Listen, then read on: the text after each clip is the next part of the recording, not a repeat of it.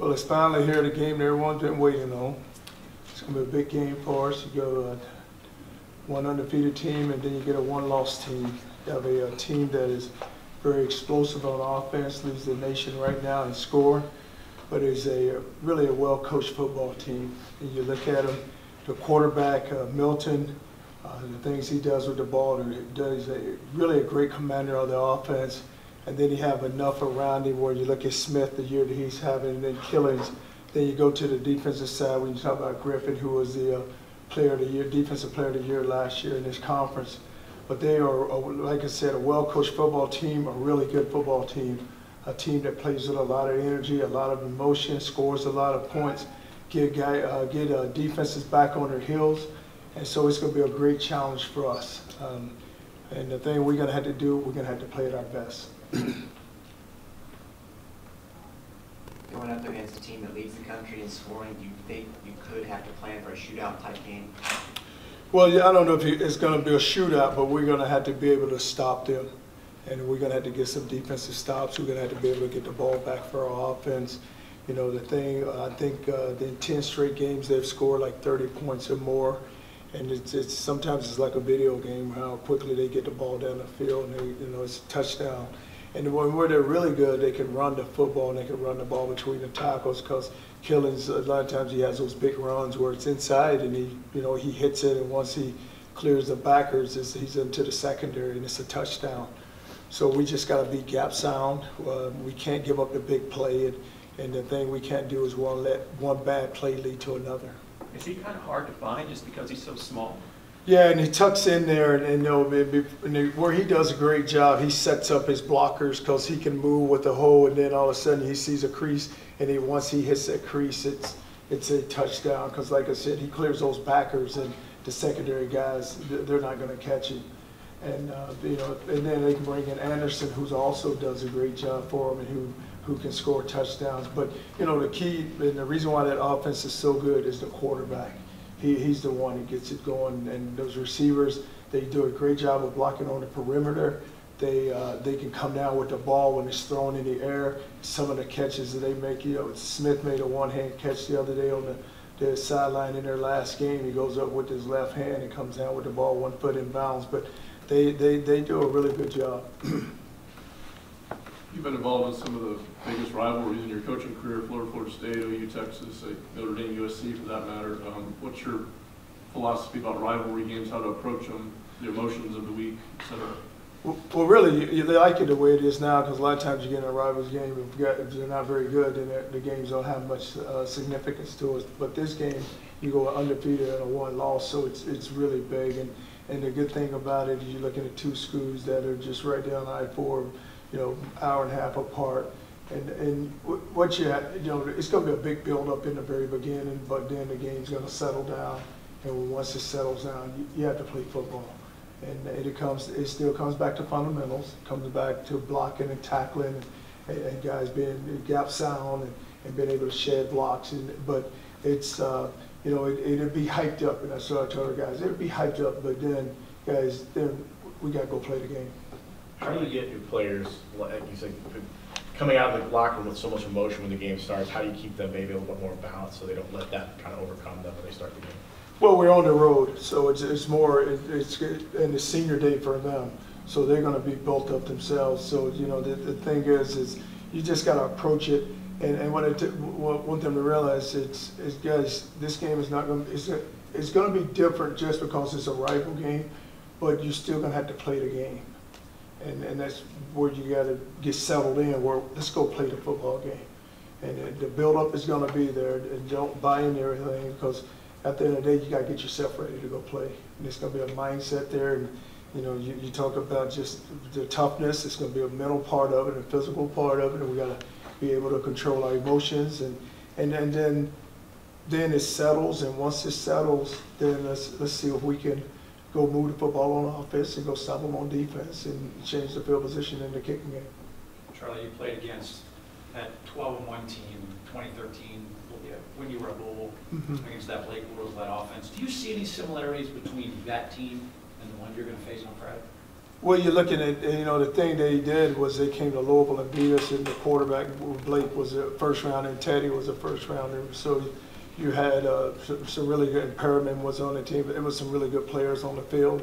And just similar to this week, when we play them, it's going to be, you look at the players that they have on offense, you look at the players we have on defense, because then you're talking about the #1 offense in the country versus the #1 defense in the country, and then you talk about the #2 offense versus the #2 defense. So it's basically where you see a lot of similarities between both teams. So it's just going to come down to, hey guys, let's go play now. Outside of the program, Charlie, a lot of people think this season is a failure if you don't win it. How do you deal with that in terms of your players and that, and keep them from getting involved in that kind of thing? Well, you won 9 games and you're sitting here at 9-1, and you think about it, you don't ever look at it as you want to go lose, but you're going to lose to an undefeated team if you go over there. So it's not like you're sitting there where you lost to a team that's won 5 games. So it's not a failure. I mean, you got 9 wins, and the thing you're doing is you plan to go to the conference championship. That's basically what the 2 of us are playing for. You mentioned a little bit of the up-tempo scoring. They score quickly. How do you slow them down to maybe kind of get them out of their rhythm a little bit on the defensive side of football? Well, defense is about disruption, and defense is about disrupting the rhythm of an offense. And the thing you can't do is just give up the big play. And they get a lot of big plays, and the thing we just can't, allow the ball to get thrown up over your head, or give up a big run by getting out of gap control, or just lose. You're gonna have to play this game with your eyes, and you're gonna have to see people. You're gonna have to find them. A lot of crossing routes, and a lot of misdirection. But like I said, the quarterback he's a catalyst, and he's a guy that makes that offense go. So it's got to be key where defensively, where you go out there each and every series, and you just got to be able to control them and not allow them to get going. Charlie, there's some grumbling over there about USF running up the score last year. You weren't here. I mean, is that just part of a rivalry too? Yeah, I mean, I wasn't here, so yeah, we still gotta go play one another. So it's but it's I know we won last year, but I think you put all that aside now just because of where the both teams sit. I mean, you look at their record, look at our record, and just where they're ranked. But I think you can set that aside. Charlie, do you sense at all a sense of hatred from your group to the guys down the road? Yeah, you don't, because a lot of these guys, they grew up together, and they know some of them were teammates, some of them are really best friends, and so when the game starts, they will have, hey, I gotta go play hard, I gotta go win this game. But at the end of the day, when that game's over, you'll see a lot of hugging and a lot of handshakes. But it's even in rival games now, you don't see so much where it's just hatred, because all these guys have grown up together and they've seen one another, and they respect one another. It's a lot of respect for the game. What does this game mean to have USF and UCF be where they are right now? What does this mean for the American as a conference, and to have this game kind of be a showcase for the conference itself as it continues to grow and get better? Well, it's really good for the conference, because if you look at it, you look at Central Florida, you look at us, and you look at Memphis. There's 3 teams that are ranked. So it's great for the conference, and even for national exposure, where you're looking at a conference where now on a Friday at 3:30 on ABC, you're going to get the 2 teams in that conference to go play, to have a chance to go play for the conference championship. So it's great exposure, and everyone gets a chance to see it. How well do you know Scott Frost?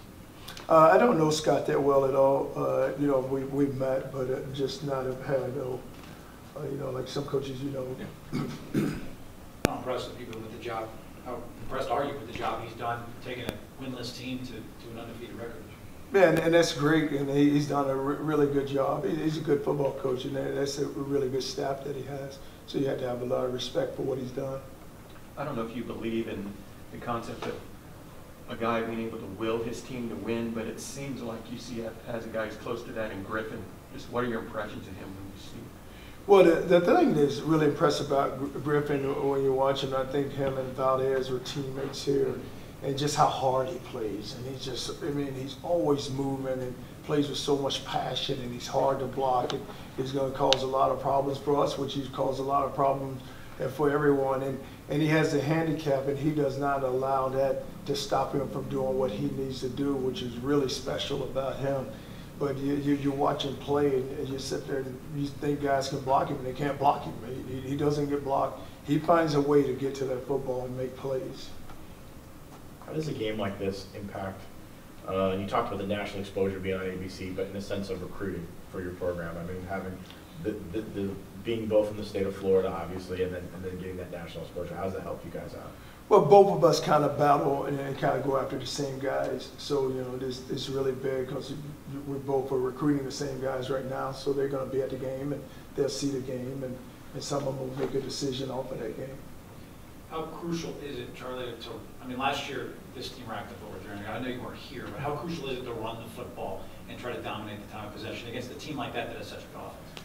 But even in any game, you want to be able to run the ball, and because running the ball, you're saying you're physical, and it does allow you to control the clock. But it at the point of attack, you got to be able to move the football, and you got to be able to move guys off the line of scrimmage. Now, going back to Tulsa, defensively, you moved Dietrich back to the outside. Was it more scheme for Tulsa than anything else? Well, he plays anywhere because I can go from nickel to outside to safety. He plays safety in that game too. Yeah. So we kind of just move him wherever, and it's not so much that he's, one half or one quarter he may play corner, next quarter he play nickel, next quarter he may play safety. I was actually going to ask you about him being the single eye safety on like third downs. And what's is it? Just he's a little bit more rangy than, or is that? No, it's just it's how their alignments, and so a lot of times if he's to the nickel and then if they go 3 to one side, he can always be the post guy. And we're flexible is that Abraham can drop down and play the nickel, and then 19 Hogs can move inside and play the nickel. So we got with nickels, we can do a lot with him, and we can place him in a lot of different positions.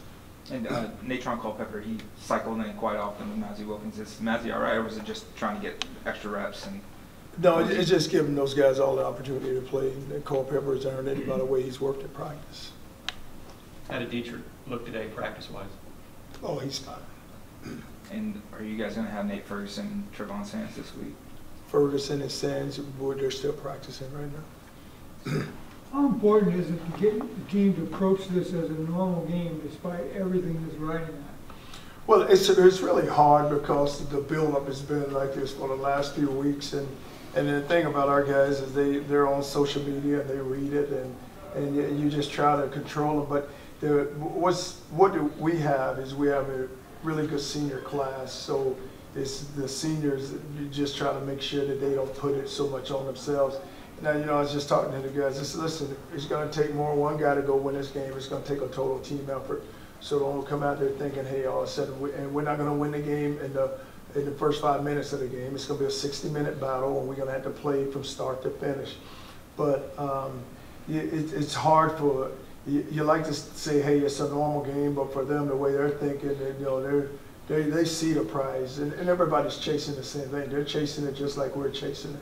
And we know, and everybody has a goal that they want to go be a conference champion. So it's what we're going to be battling for on Friday. Do you have a sense your team senses the magnitude of this game going up against an undefeated team, a rival of that, a chance to play for a conference championship, everything that's involved in it? Oh, they see it. I mean, it's the way it's been.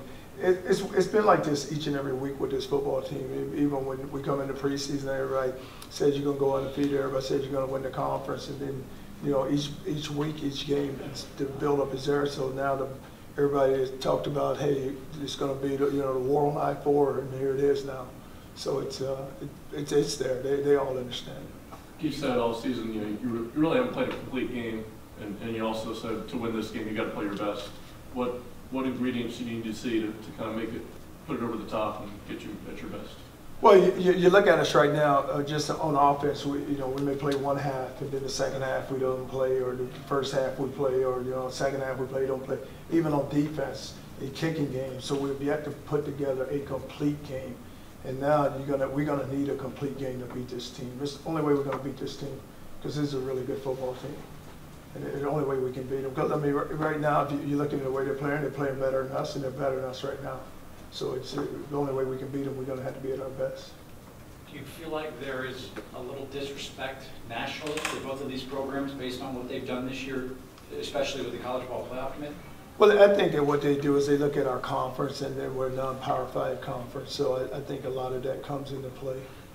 But do you believe both of these teams should have more respect nationally? Oh, we should. I mean, both of us, the way they're playing, the way we're playing. But you know, the thing you got to do is both programs got to continue to win, and I think the exposure will count. Mr. Coach? How will y'all handle just Thanksgiving? I assume you're keeping everybody here. Yeah, what we're doing is we're gonna get a little sweat in Thursday morning before we leave. Then we go to Orlando. We have dinner together as a full team. Get ready to go play. All right. Thank you, guys. Thanks, Coach. Thanks.